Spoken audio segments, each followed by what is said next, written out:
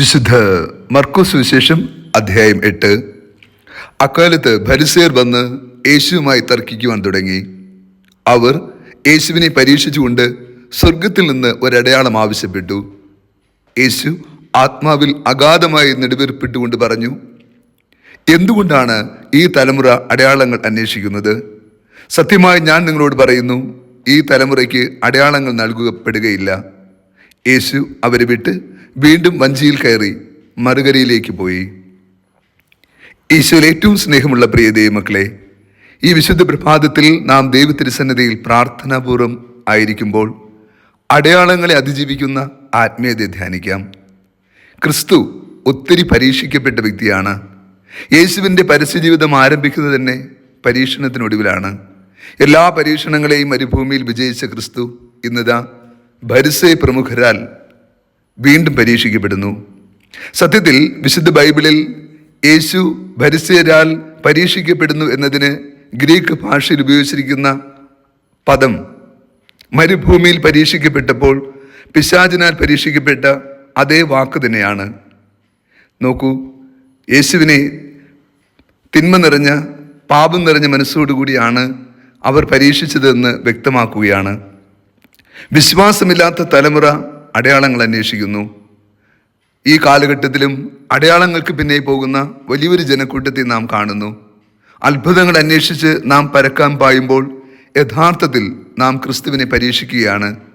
വിശ്വാസത്തിൻ്റെ ബലക്കുറവാണ് അടയാളങ്ങൾ അന്വേഷിച്ച് പോകുവാൻ നമുക്ക് പ്രേരണയാവുക.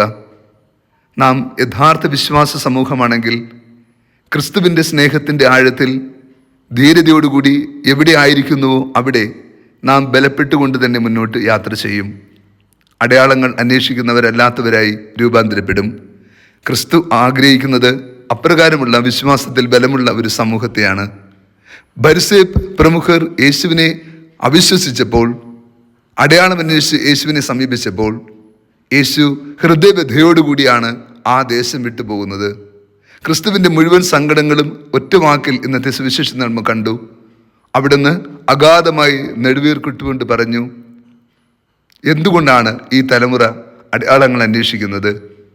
ഈ തലമുറയ്ക്ക് അടയാളം നൽകപ്പെടുകയില്ല. ഇനിയുള്ള അടയാളം, ഒരേ ഒരു അടയാളം മാത്രമേ ബാക്കിയുള്ളൂ. അത് ക്രിസ്തുവിൻ്റെ ഉത്ഥാനമാണ്. ആ ഉത്ഥാനമെന്ന വലിയ അടയാളമല്ലാതെ മറ്റൊരു അടയാളവും ഈ തലമുറയ്ക്ക് നൽകപ്പെടുകയില്ല. യേശു ആ ദേശം വിട്ട് വഞ്ചി കയറി മറ്റൊരു ദേശത്തേക്ക് പോവുകയാണ്. നോക്കൂ, ഇവിടെ ഫരിസേയർ യേശുവിനെ അവിശ്വസിച്ചപ്പോൾ ആ ദേശത്തിന് നഷ്ടപ്പെടുന്നത് വലിയ കൃപാവരങ്ങളാണെന്ന് ഓർക്കുക. എത്ര പേർക്കാണ് ക്രിസ്തുവിൻ്റെ സൗഖ്യവും സാന്ത്വനവും ലഭിക്കേണ്ടിയിരുന്നത്?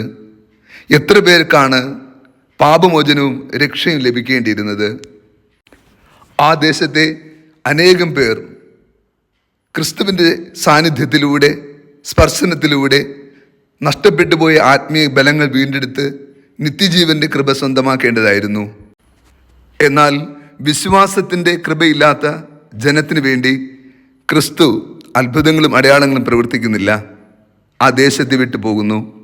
നമ്മുടെ ഹൃദയത്തിൽ ക്രിസ്തു വസിക്കണമെങ്കിൽ നാം യഥാർത്ഥത്തിൽ ക്രിസ്തുവിൽ ധീരമായി വിശ്വസിക്കണം. വിശ്വാസക്കുറവിലൂടെ നാം അടയാളങ്ങൾ അന്വേഷിക്കുമ്പോൾ ക്രിസ്തു നമ്മയും വിട്ടു പോകും. ക്രിസ്തു ചൈതന്യം നമ്മളിൽ നിലനിൽക്കണമെങ്കിൽ നമ്മൾ ധീരമായി വിശ്വസിക്കുക തന്നെ വേണമെന്ന് സുവിശേഷം ഓർപ്പെടുത്തുന്നു. നമുക്കും വിശ്വാസത്തിൻ്റെ അധിക ബലം നൽകണമേ എന്ന് ഈ ദിനം പ്രാർത്ഥിക്കാം. കർത്താവ് നിങ്ങളോട് കൂടെ. സർവശക്തനായ ദൈവം, പിതാവും പുത്രനും പരിശുദ്ധാത്മാവും നമ്മെ സമൃദ്ധമായി അനുഗ്രഹിച്ച് ആശീർവദിക്കുമാറാകട്ടെ. ആമേൻ.